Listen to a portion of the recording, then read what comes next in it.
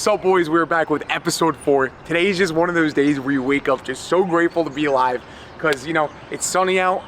You know, life is just so good, baby. It's Halloween in Miami. Everything's going great, and we have an absolute legend today. He's really doing me a favor by helping me do a video with him. And, you know, before we even get into it, update on the ultra marathon prep. So this week, you know, like any normal person, I've started to really have some doubts in my mind. You know, kind of the imposter syndrome where, you know, dude, I don't know if I'm even built for this. So I had some pretty bad runs this week, and, you know, again, I don't come from a really strong running background, but I really took some time yesterday just to focus on heart rate zones and really just prove to myself that I'm who I said I am. So went for 15, kept my heart rate really low the entire time. And, you know, sometimes you really just need to get that swagger back just to build that momentum to get you where you want to be. So let's get it today, boys. We're with Noah Ohlsen. If you're not familiar with this game, this guy is he's the most in shape athletic person I've ever met. He's actually over there right now. I saw him the first time at Miami High Rocks. He was contender for World's Fittest Man. He's a CrossFit champ. Let's get into it today, boys. I'm stepping out of my comfort zone because I want to see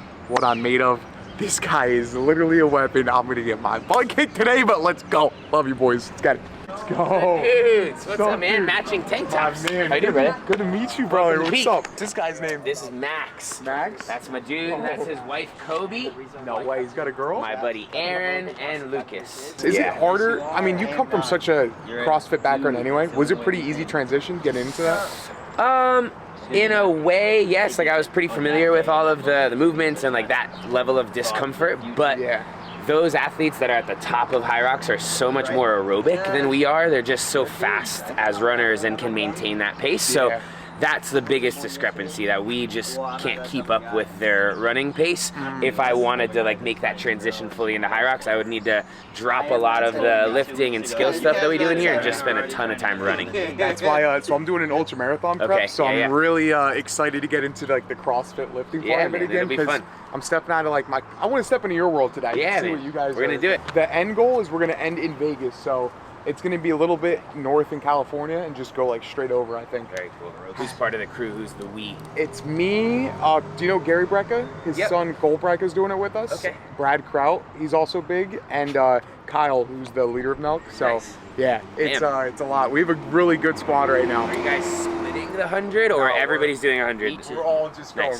Just locking in together. You're doing it together, or like you'll separate? No, we're gonna have a support van with us and just go, baby. Are you kidding me, bro? Are you kidding me? Oh boy. Doing ring muscle ups, double under hit squats. Perfect. Nah, it's a little complex for day one. Well, first, do you want to just give like a background on your resume and let the people know who you are? I can do that, yeah. I don't like to brag much. I was saying earlier, I've been doing CrossFit for 15 years. The CrossFit Games are kind of like the world championships for CrossFit athletes. I've competed there for the last 11 years in a row. Took a few years to qualify at the very beginning. I was still in school, and that was a tough balance, but I figured it out. Along the way, have competed in a ton of different events all over the world. Dubai, Spain, France, Italy, Australia, won a handful of competitions. And I think, kind of similar to what Mark was saying, I think the thing that's the most important to me is just being able to have a positive impact on people through content and social media and interacting with them at competitions. So I know that's a little cheesy and cliche to say, but that matters a lot more than any of the gold medals and trophies.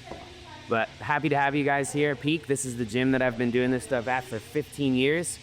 I know sometimes CrossFit gets a bad rap for whatever the hundreds of reasons there are out there. Hopefully we can break that stereotype for some of the people watching, and maybe for you guys if you've heard some funky stuff about it. But it's just a lot of good people that love fitness, and I think if you move well and are taught the movements appropriately, then there's no negative side to it at all. Let's see. Aaron and I were kind of thinking about a workout that had 3 separate parts to it, so we could kind of have a little bit of break in between, chit chat, but get some good work in, so we can all rotate through a little bit of running, rowing, and skiing, which will be good for your High Rocks stuff. Yep, exactly. Some those snatches, some box, Or something. step overs or jump overs, and maybe a little sled push. And then we'll finish up with a little bit of a barbell thing. We can do some cleans, something gymnastics, but we can get all of that done in under an hour, and it'll be a good day. Let's do it. In this gym for the last 12 years. 12 years?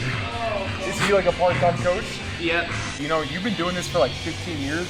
What's keeping you motivated? Like, what's keeping you chasing greatness? Man, I would say that my motivation has changed a lot over the years. At first, it was probably pretty selfish motivation, and when I first started, it was probably pretty selfish motivation, and honestly, a lot of the reason that I was pursuing trying to be great was probably out of insecurity. I think I was always really self-conscious. Growing up, I was pretty small. My freshman year of high school, I wrestled in the 112-pound weight class. And so I exercised to try to build some confidence, get a little bit bigger, feel a little less self-conscious. And I think that was one of the reasons that I was trying to compete as well, because I wanted to like prove to other people and to myself that I could be great and powerful and athletic, because I never felt like I was until that point. And then my motivation shifted, like got Max, met my girlfriend, fiance, wife, and my motivation kind of became about making them proud and being able to support them and provide a life for them. We have a 3-month-old son now, so Heard about it. So great, and he's a cool dude. It's really cool. So it's been like a cool journey of things shifting and maturing over the years, and I'm pretty grateful for the way that it's all unfolded. I'm still super competitive. Like, I love to win, and it's not just because I want to make people proud. I think innately within all of us, we have some competitiveness that drives us. So even today, we're just doing this for fun, but I'm going to go pretty hard, and if Aaron starts to edge me out, I'm going to go a little bit faster because I want to kick his butt. And same goes for you. I'm coming for you. that's the best part of having like a good dial squad, because it's not a bad competition, but you know you want to compete with your friends. Like, Yeah. it feels good to, you know, like I got to step on you, and next week he might have a step on me. Yeah. Because it keeps that standard higher every time, because, you know, if your friends are going hard, you want to keep up and be able to do cool things too. So it's important on having like actually a good team. Yeah, that actually us competing is me trying to not let him lap me to it. That's not necessarily true. Depends on the workout. Is running something that you feel pretty comfortable with, or would that be your thing that you'd need to improve the most for High Rocks to go faster? It's honestly funny. Like, I feel like I'd say being able to sustain a fast speed. Like, I'll work out all day. Like, I love it. But my top VO2, like just trying to go top speed and like red line, that's where I get like, that's where my weak point is for sure. So I feel like High Rocks is more of a non-stop sustained effort. Some CrossFit workouts are like that, but I think a lot of them, there are these small built-in breaks where like a High Rocks, you're supposed to basically be the same pace the whole way through without letting up. CrossFit, it's not necessarily that the workout is interval-based, but if you finish one station and you're transitioning to the next, you're like taking a breather. I don't know, I don't think I'm describing that well, but I think there's a little more ups and downs in CrossFit, and it's less of just this non-stop grind, depending on the workout. it pays to be first kind of to finish when for CrossFit in a way where the harder you go, you also get the benefit of being able to breathe between like going over to the jump rope or something. Yeah, but similarly, if you go too hard on whatever the first thing is, and then you get to the next exercise and you're smoked, that doesn't help either. So a lot of it's a pacing game, and because it's so varied, there's so many different exercises, some athletes are really good at certain things and not so good at others, and so you kind of take advantage of the things that you're really good at and just survive the other stuff that you're not so good at.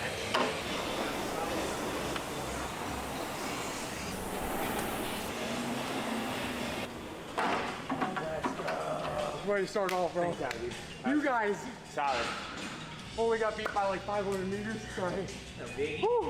What point did you realize this was at what point did you realize CrossFit's something you could dominate in? I don't necessarily think I ever had that much confidence to say I was going to dominate it. What did give me a little bit of positive feedback right off the bat when I started, the sport was still really new. And so some of the movements like muscle up, which are still pretty difficult, I was able to pick up on kind of naturally. And so not often does somebody walk in and the first week do a ring muscle up. Yeah. And I was just kind of messing around and I did one. And Guido and some of the other coaches were like, whoa, that's really good. You're really good at this stuff. And so that kind of encouraged me that if I worked a little bit harder, I could get better. I would say I was so far behind for the first few years, like started in 2010, and it wasn't until like 2013 that I felt like I could finally kind of hang with the big dogs. Sometimes it takes a few years to like build that foundation. I had a lot of people around me that were so much better than me that pushed me, and I was kind of chasing them. Yes. So that was really beneficial. Even like on the form right there, you could see I was wasting a lot of movement. What's the biggest thing that you think separates contenders from champion? Not even just the actual movements for mindset. For mindset, what separates contenders from champion? Mindset is super important in CrossFit. Everything that we do, similar to a lot of other sports, is really painful, right? Like you're digging in, your heart rate's through the roof, your muscles are burning, and so everybody's a little bit different, but tap into something that allows them to kind of push through that pain. Sometimes it's motivation, sometimes it's not even motivation, it's just skills that you've learned over the years on how to deal with the pain. So I might not be able to push through because I'm like, I want to be great, I want to be the best. It's just because I've learned, okay, when this pain sets in, I breathe this way, or I focus on this technique or something.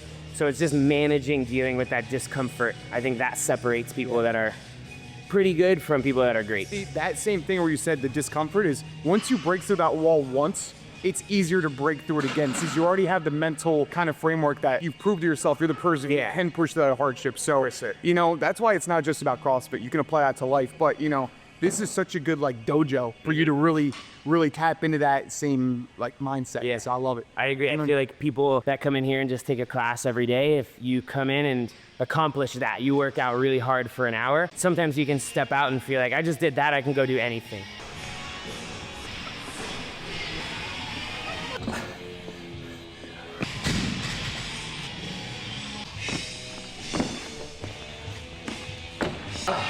Tough one.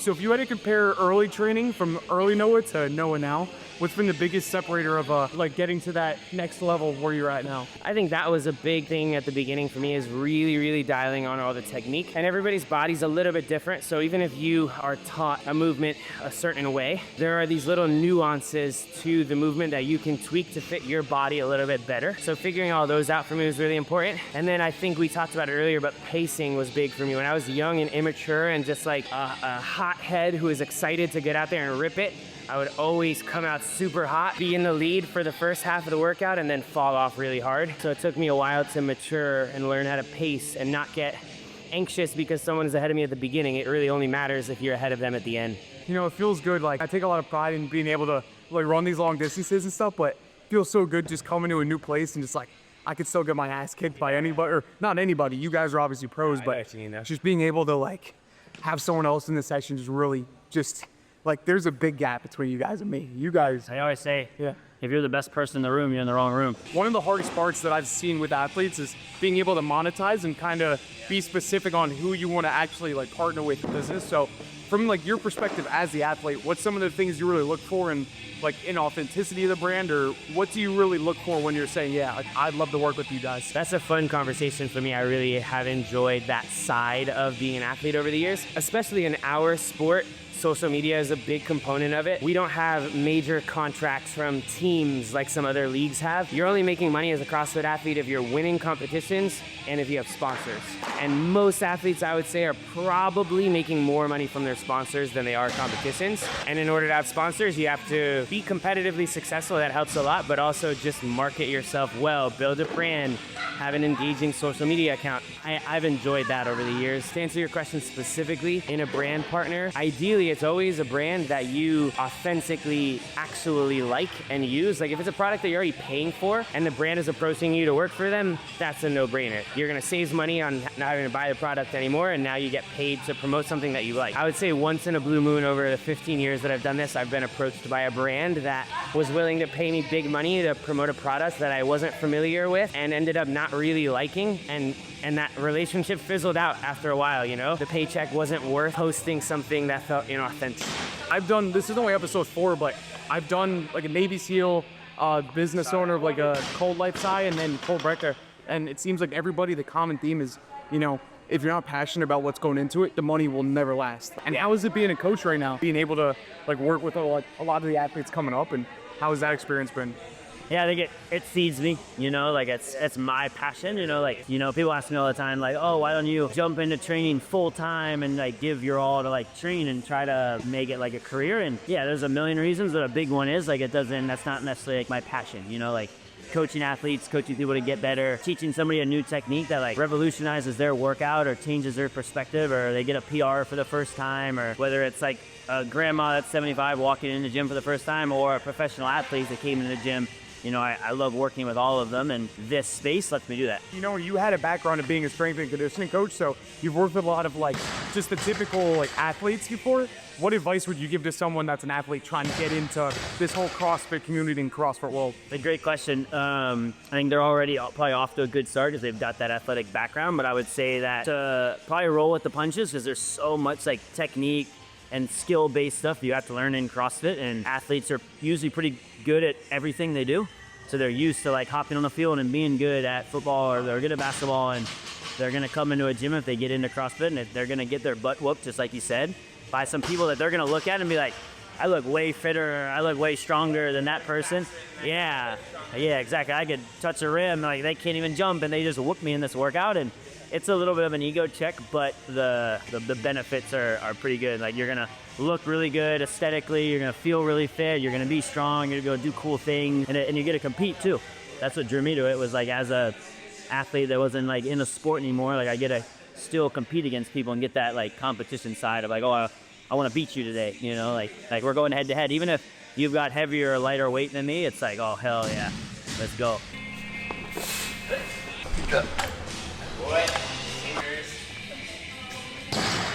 You compete at the biggest stages there is in the world.